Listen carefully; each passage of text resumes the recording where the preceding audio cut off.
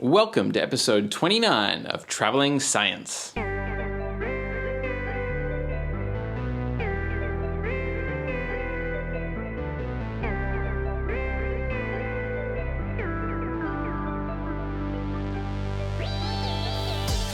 G'day legends, welcome back to Travelling Science, the podcast that's sharing science with the world.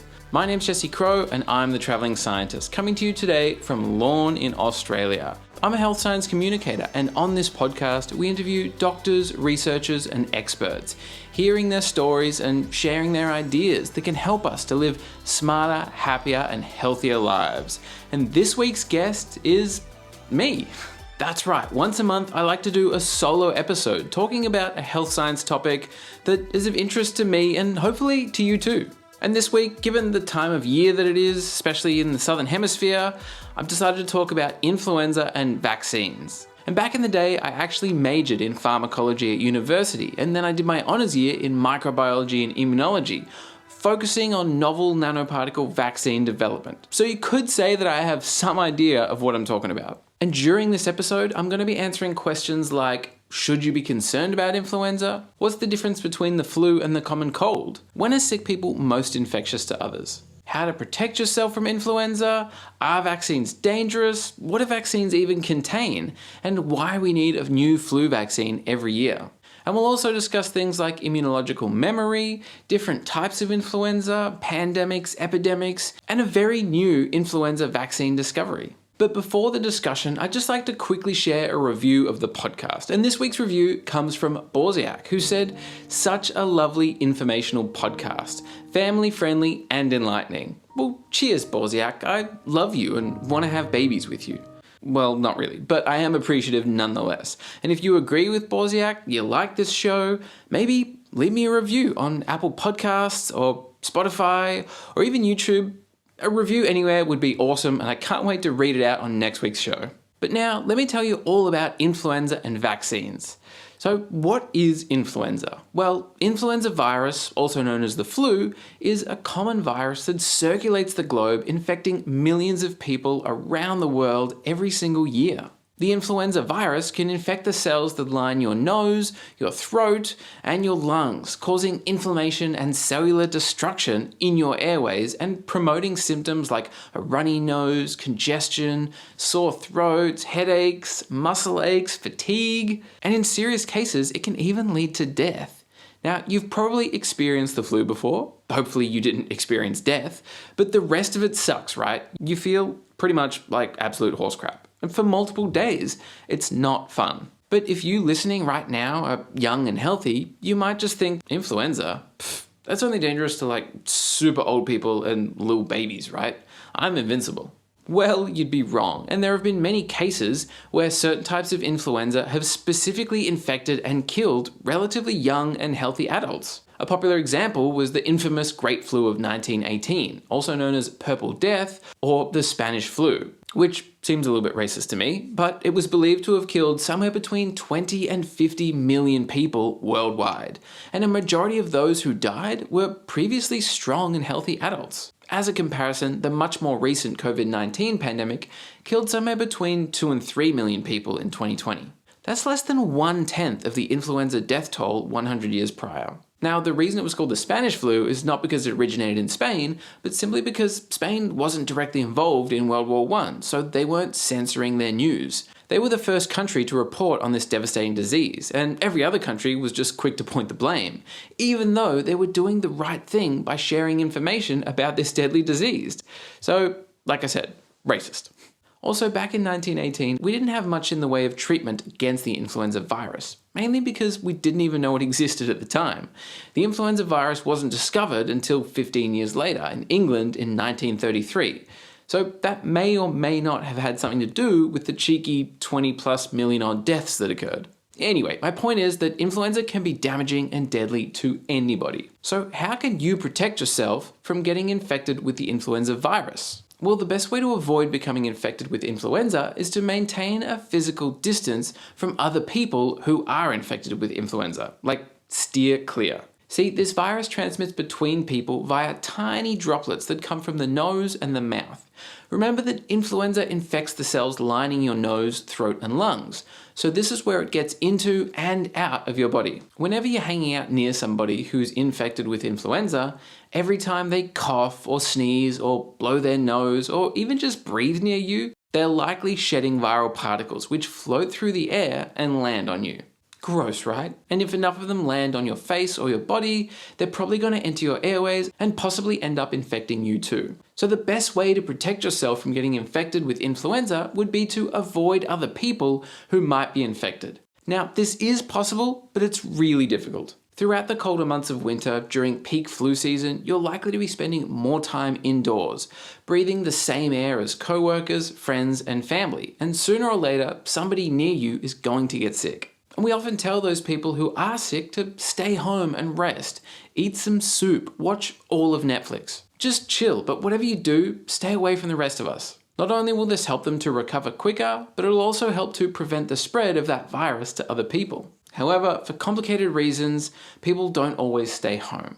Maybe they don't feel very sick, maybe they can't afford to take time off work. Maybe they don't like soup, or they've already watched everything that Netflix has to offer. Or maybe they are staying home, but they live with you, so they're still around. In these situations, when somebody close to you is sick and you can't avoid them, there are several things you can do to reduce your risk of infection. Luckily, we already know many ways to protect ourselves from viruses thanks to the recent COVID-19 pandemic. Yippee!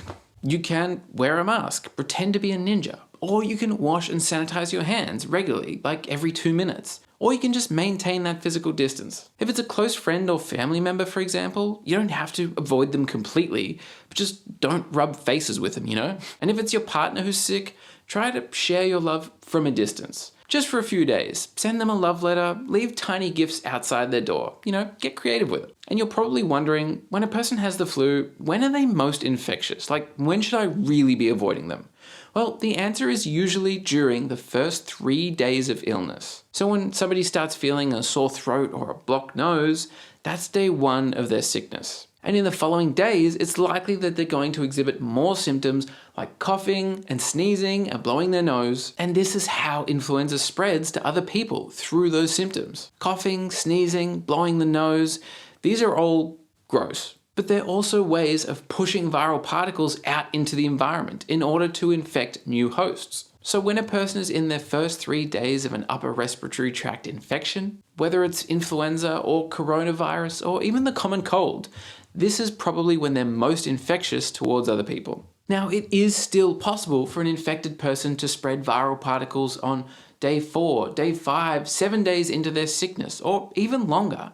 And it's also possible for somebody to spread viral particles before they're even showing symptoms. I know, it's unfair, right? But sometimes viral infections can cause minimal symptoms, as the virus replicates and spreads without the host even being aware that they're infected. But in general, it's those first 3 days of sickness when the symptoms are most severe. This is when viral spread is at its highest. And this is when you should be maintaining physical distance from an infected person. And ideally, that person should be staying home, resting, and wearing a mask to reduce the risk of spreading that virus to others. Now, another way to protect yourself from becoming infected with influenza is to get the flu vaccine. So let's talk about that for a moment. Every year before winter, a new flu vaccine becomes available.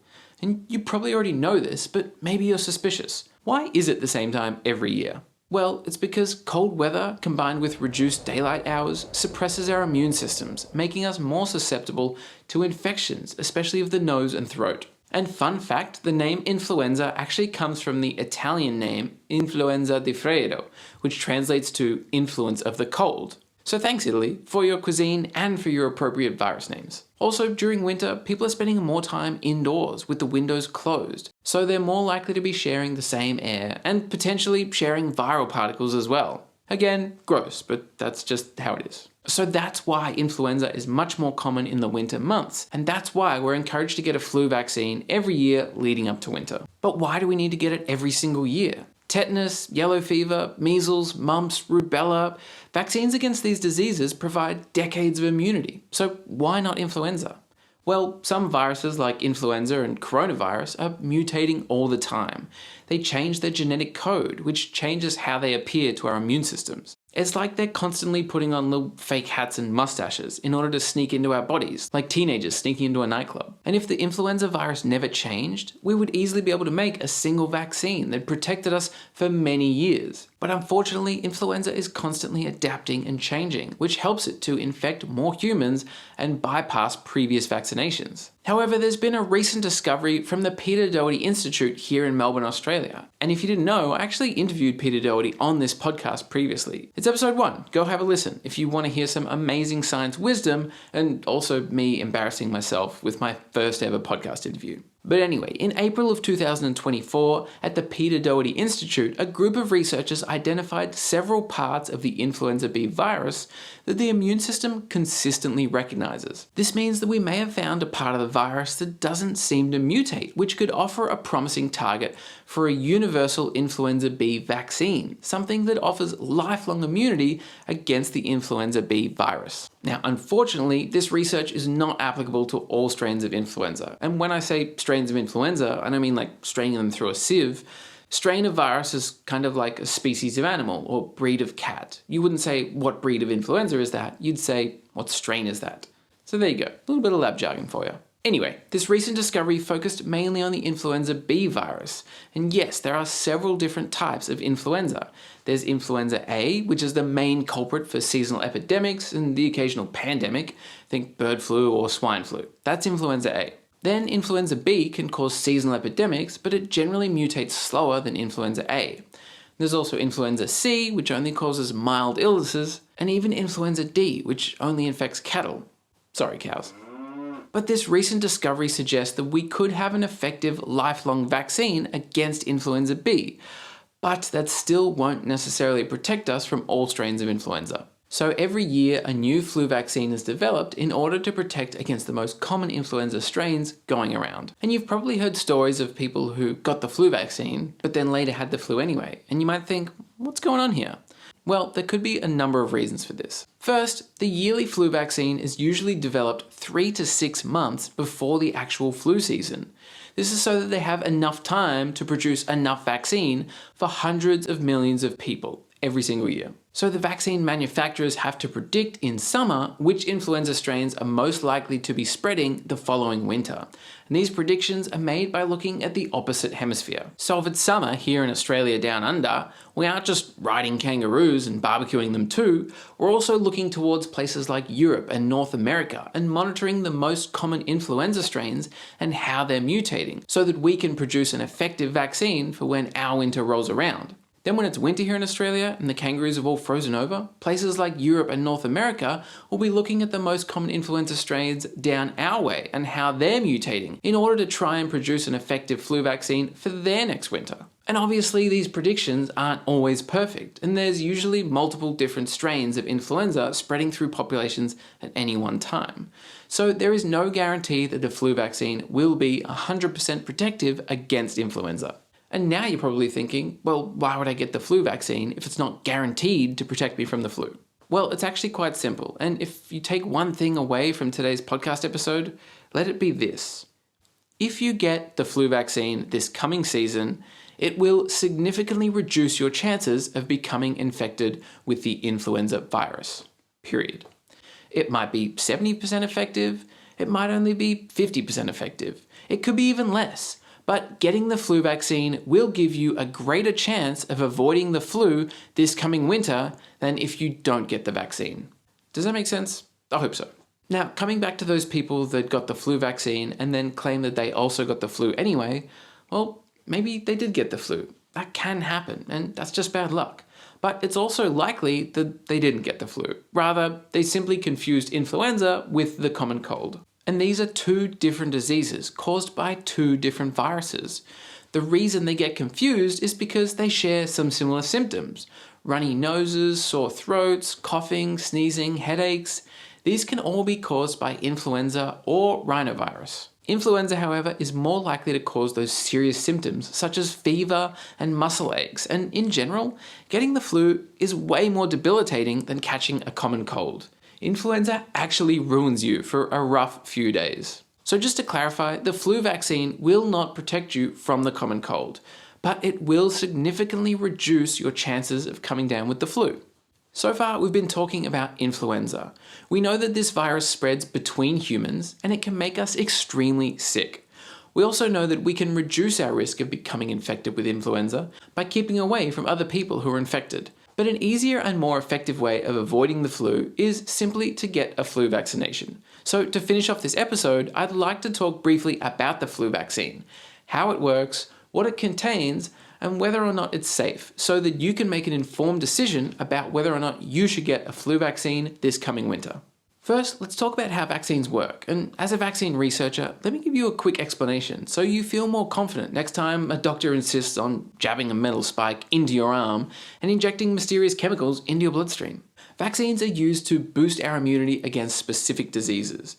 They do this by showing our immune system what a certain pathogen looks like. And a pathogen is just any microorganism that causes a disease. So a bacteria, a virus, a parasite, whatever. If it causes an infectious disease, it's a pathogen. And once we've been vaccinated against a specific pathogen, if we actually encounter that pathogen in the future, and it tries to infect us, our immune system is primed and ready to protect us from infection. You can think of a vaccine like a wanted poster for your body. When you get the vaccine, it's like putting up little pictures of the pathogen around your body. So if that pathogen ever shows up, your immune cells will quickly recognize it and destroy it. They'll be all like, hey, isn't that the bad guy from the wanted poster? Let's get him! And then they'll destroy the pathogen and you won't get sick. And this is because we have immune memory. When our immune system is triggered, whether it's an actual pathogen or a vaccine that mimics a pathogen, your body creates many cells and antibodies that are specific for that pathogen. And they'll circulate around your body for months, years, or even decades, acting as memory for that pathogen and protecting you from similar infections in the future. Over time though, these memory cells and antibodies eventually break down and your immunity will wane. This is why we sometimes need secondary vaccines or booster shots, because being re-exposed to that pathogen will produce an even greater immune response than the initial one, which can provide longer lasting immunity. The reason that we don't get immune memory with influenza is, like I said, it's constantly mutating and changing. It's different every year, and as a result, we need a new vaccine every flu season. So that's kind of how vaccines work, but are they safe? Well, short answer is, yeah, they are. I mean, in some cases, you might feel a little bit sick after getting the vaccine, but that's actually a good sign. It's evidence that the vaccine has successfully triggered an immune response, meaning you are now protected against whatever it is you were vaccinated for. And I just want to make a clear point here. A vaccine will not lead to an infection. For example, some people think that the influenza vaccine can give you influenza, but that's just not true. Usually, any pathogen that goes into a vaccine is either attenuated, meaning extremely weakened, or inactivated, meaning dead, absolutely dead. So it can't possibly cause any harm to you. It's just there to induce a protective immune response. But maybe you're concerned about some of the other ingredients that go into a vaccine. Things like mercury, formaldehyde, aluminium, antibiotics, gelatin, even MSG. Yes, these can all be used as ingredients in a vaccine. And fair enough, they sound like some messed up things to be putting into your body. But here's the facts about these ingredients. Mercury is sometimes used as a preservative to keep the vaccine stable. Formaldehyde is sometimes used to kill the pathogen in the vaccine, so it can't harm us. Aluminium is sometimes used as an adjuvant, meaning it creates a stronger immune response to improve the effectiveness of the vaccine. Antibiotics are sometimes used to prevent bacteria from contaminating the vaccine. And gelatin and MSG are also sometimes used as stabilizing agents. But it's important to note that for all of these ingredients, the amount contained in a single vaccine is minuscule, microscopic, like micrograms. And most of these ingredients are also quite natural. They're common in our environment. I mean, there's more mercury in a can of tuna than there is in a vaccine. There's trace amounts of formaldehyde all around us. Aluminium is the third most common element after oxygen. And there's more MSG in a bowl of noodles than there is in a vaccine. I mean, I get it. The ingredients used in vaccines can be concerning. In high doses, yes, they can be poisonous. But they're all naturally occurring compounds, and they're only used in trace amounts in vaccines, so they will have zero negative impacts on your health. In general, a lot of people tend to be against vaccines, and that's okay. You're entitled to your opinion. The point of this podcast episode is simply to share information and facts about influenza and vaccination so that you're informed when making decisions about vaccines. Personally, I think that many people are against getting vaccines because they're concerned that the risk outweighs the reward. But hopefully I've just shown you that there is no risk. A vaccine won't poison you, it won't make you sick, and it will reduce your chances of becoming infected with a painful disease, and it'll also reduce your chances of spreading that disease to other people. So, should you get the flu vaccine this year? Well, that's entirely up to you, but I hope that the information shared in this podcast today will help you to make informed decisions about influenza, flu vaccines, and vaccinations in general in the future.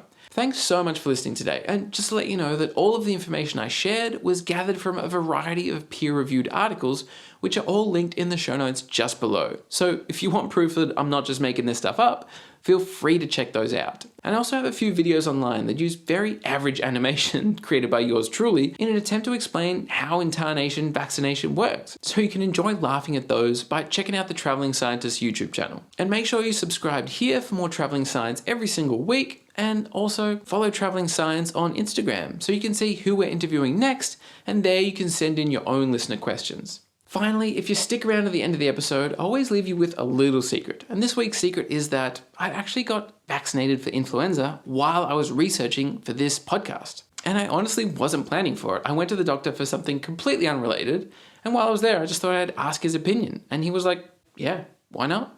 We could do it right now if you want. And I thought about it and I was like, sure, why the hell not? So your boy is vaccinated against influenza in 2024. But why was I actually at the doctor's? Well, I was looking for some travel information because here's the real secret. I'm flying to South America in 2 weeks, baby. Yeah, flying from Melbourne to Chile, and then, I don't know, just gonna go see what's happening in South America. So, pretty excited about that. Anyway, thanks so much for listening today, legends. I'll catch you all next Science Sunday. Cheers.